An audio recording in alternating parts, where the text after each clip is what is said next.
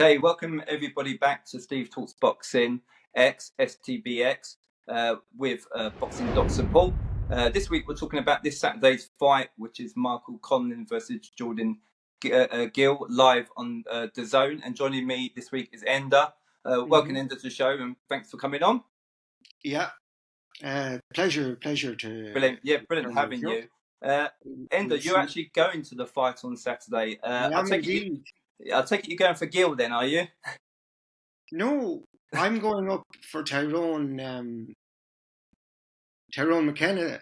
Okay, that's fair enough.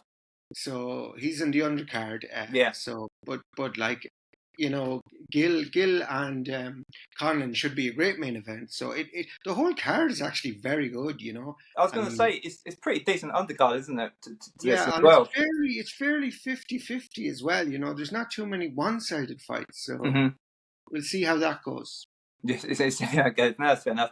I was going to say, with you, obviously this may be a bit of a dumb question, especially after what happened on Saturday, but how healthy would you say Irish boxing is at the moment?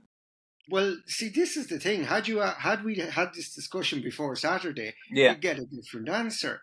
Yeah. Because, you know, if Katie Taylor had lost, again, sorry, because she did lose, it would have been bad. But now Katie's after winning, you know, and so it's a bit of a bounce for Irish boxing.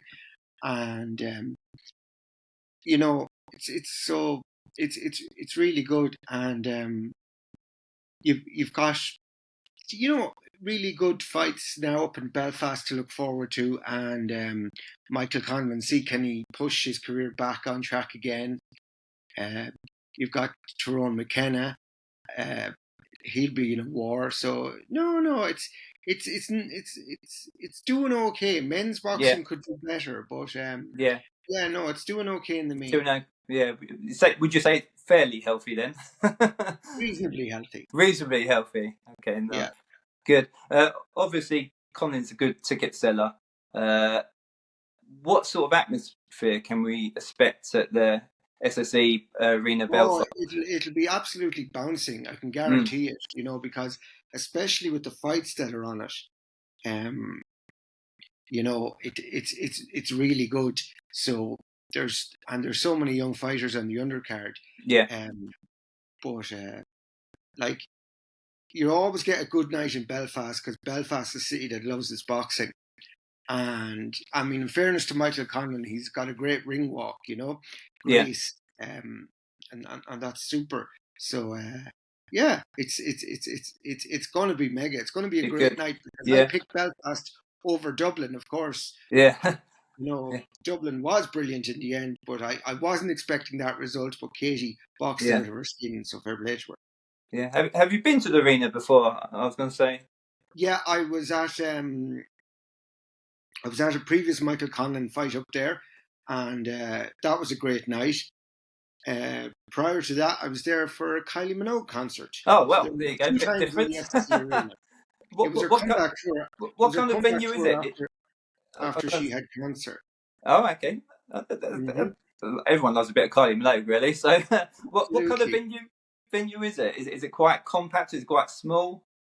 Well, it's a hockey stadium. So, like the Nottingham hockey stadium and the Cardiff hockey stadium, they're all about that size, you know. So, I think it's around 5,000 to 6,000 people, but don't quote me on that. So it's not a massive arena then, is it? On that sort of that scale. Well, no, but I mean, like Belfast isn't a big city, you know. Okay. you don't want to have it too big. No. With both fighters, obviously going back to the fight itself, the Conlan Gill fight, both fighters are coming and a back end of a loss. Would you say this is last chance saloon for both fighters in their at this stage of their career? I just want to go back and correct something I said there. Yeah, go on. It was 11,000 people. 11. There you go. 11. Yeah, so that's very decent size. You know. Yeah. Would I say it's last chance? No, not really. Well, I mean, if Conlan doesn't win, it really puts his career on a downer, you know, because this is his comeback fight. Gill, I think, happy to be in the position that he's in, being an opponent for people. So I don't think a loss is going to make too much difference to Gill, because he's not expected to win. Had he been expected to win, perhaps, but I don't think so. A loss for Conlan would be a lot worse than a loss for Gill. Gill, yeah. With Gill, though, I looked up on BoxRec and I can't believe it's nearly been a year, over a year since his last fall. What sort of factor is this going to take place in the fight? How's that going to play out? I don't think it'll have too much bearing on it, to be honest. I'm sure he's had a fight camp and all of this, and he's in good form. It's not something I don't think he'd be too worried about, and I don't think we should be either.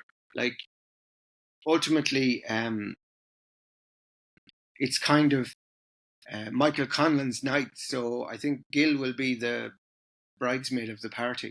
Really? Okay. I'll do my prediction at the end. Yeah.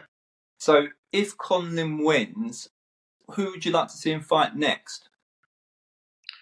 Well, that's a really good question. I mean, I'm sure he'd like to get back in there, with Lee Wood. However, Lee Wood would be moving up, and would he need another fight before he fought Lee Wood again? Because we've seen with Josh Warrington how much power Lee Wood has.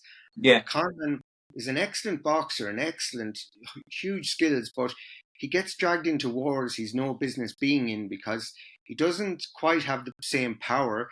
And I know he did knock Wood down, and he doesn't.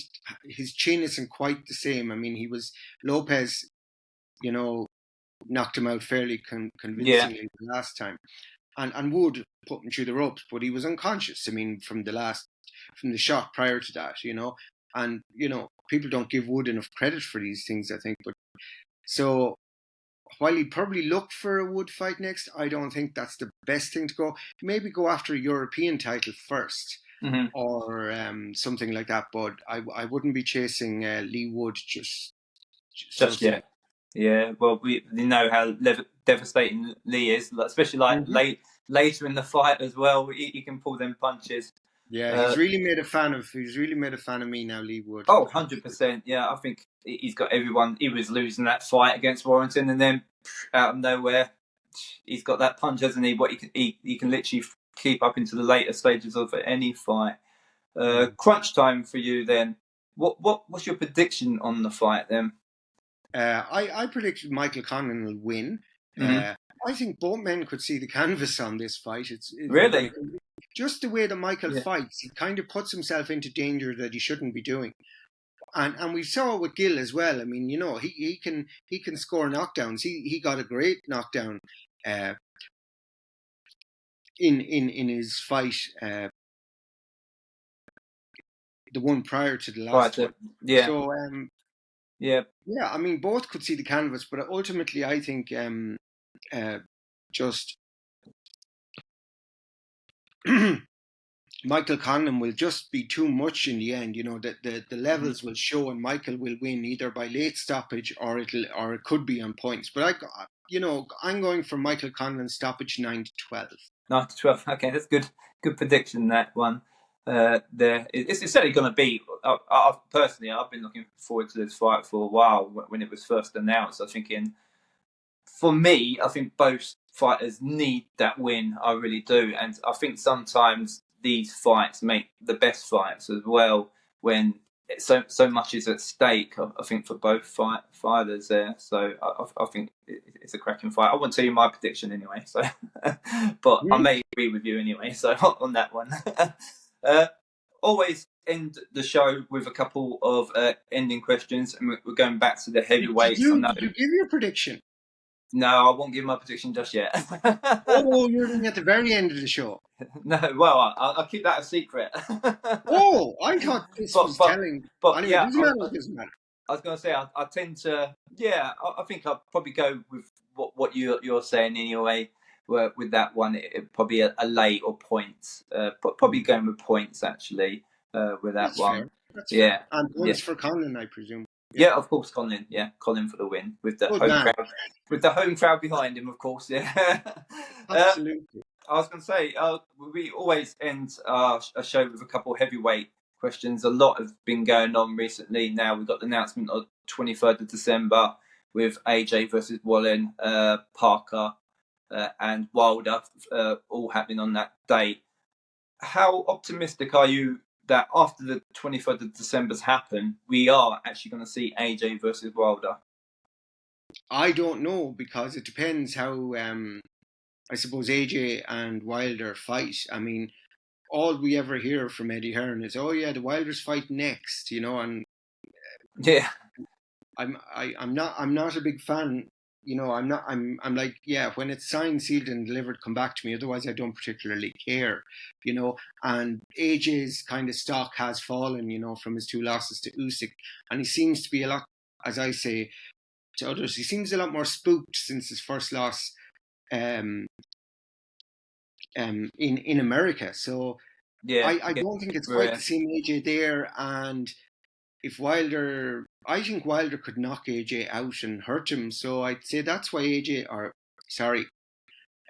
why Eddie is protecting Yeah, AJ. delaying that. Yeah, Yeah, yeah, because originally it was like, oh, it's going to be in December. No, it's not. It's going to be January. No, it's not February. And it's like month after yeah. month. It does. Because everyone was, going on about that card, and I thought, yeah, but it's one, it looks good on one side, but we all want Wilder to fight Joshua. But Yeah, then, of course, it got trumped by the February fight, which is going to be wonderful. yeah. Um, Against Usyk Fury. versus Yeah, Fury yeah. Well, for that was like, all on the undisputed heavyweight championship of the world, which has been 20 years mhm. in the making. So that's the fight I'm really looking forward to.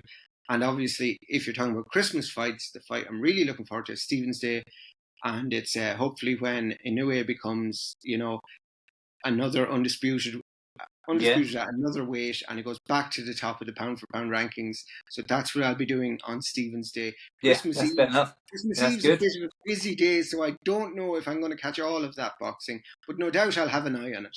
Hopefully, yeah. Hopefully, fingers crossed. Well, my next question, Endo, for you is going to be, obviously, you mentioned obviously Fury and Usyk. Again, you've still got February to go. Are you optimistic they're actually going to step in the ring and fight each other? Yes, there's too Yeah. much money on the line. You Mm-hmm. know, if either of them backs out, they're losing, and I don't see Usyk backing out.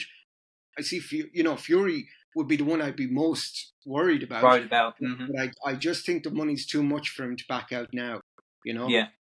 So very optimistic on that one then. I'm very optimistic that's happening. Yes. Well, I always say this: fingers crossed to everyone, so that it does happen. Like you said, we need the undisputed champion, and we need it to clear up some of them belts, don't we? Really. So after that fight, it opens up so many other different fights, doesn't it? Once the undisputed has been fought for, Yeah, I mean, like it opens up all the heavyweight fights, doesn't it? who will want to face Usyk when he's undisputed champion?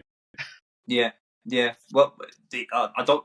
I think you're only undisputed for that one fight, and then you probably have to give up one of the belts anyway. Well, don't yes, you? So... because I think very soon afterwards, yeah, is it the yeah. WBO belt is going bye bye.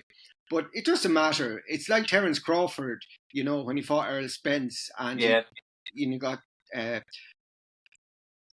dispensation for it now, and then he was stripped of it, and it was awarded to sorry. That's all right. To Tim Tszyu in Australia. But yeah, without even fighting for it. So I know. So no, but he did fight two interim to belts. be the mandatory Like for it. Yeah, he was dragged along on that, And Tszyu has said he'll fight Crawford, and I would love to see that fight. Yeah, that'd be brilliant, wouldn't it? I think Tim Tszyu, he needs to go to that next level now, doesn't he? Really, but I think he's well able to compete at the very, very best. Tim Tszyu, everyone was like, "Who's your fighter that's impressed you most this year?" And it was Tim Tszyu. I mean, Tim Tszyu. He was jerked around with the belts, and he fought two interim contests he didn't have to fight in the interim. Yeah. So interim in the interim. Okay, but Yeah. Well, hopefully, again, that being a fight, hopefully we may see later down the line, maybe even next year. You never know the way things are going in boxing anyway with matchups now. So we're certainly getting better matchups that we want, what the fans want anyway. I think boxers kind of forced to now because they can't get away with But, poor matchups anymore because nobody's buying it and the TV companies don't want it. Yeah, especially if you've got to sell it as a pay-per-view as well. You know, in this day and age, fans want their money's worth, don't they? They want the value in the fights, I think. So, well, certainly as my personal self, you know, when I buy into something, I want it to be worth the money I'm spending. You want to get your money's worth, and I mean, like, for me, even Sky's last pay-per-view, I thought was very poor. You know, when it was Eubank against Smith. I mean, Smith, you know, there was no belts on the line, and it was just. And then Smith was very disappointing in it. No, that's pretty fair enough view. Okay, that was pretty much ends the show for this week. Enda, that's obviously great. Appreciate. Yeah, brilliant. Thanks for having you on. Obviously, if you can, support the channel the best you can with subscriptions, views, any comments as well. That'd be great. Also, check out the guys at Boxing.support and the work that they do. All the details are on the video below. But yeah, appreciate that, and obviously have a great time on Saturday, and with the fight, and get your beers and snacks in. That's got to be a must for Saturday. Maybe even another Guinness week for me. Really, I could double Guinness week after Katie Taylor. Started on Guinness. Yeah, I love very Guinness. Very good for you, you know. I know. That makes me more justified in drinking it, I think. So, but yeah, if you're going to drink Guinness. Hey. Yeah, exactly. So, but yeah, have a great time, and I appreciate everyone. And you enjoy it with your beers and snacks and on the TV. I would do. Because they'll cost a lot less than if I try to buy any, you know. Probably a lot less. Brilliant. Thanks, Enda. No problem. Thank you very much. Thank you.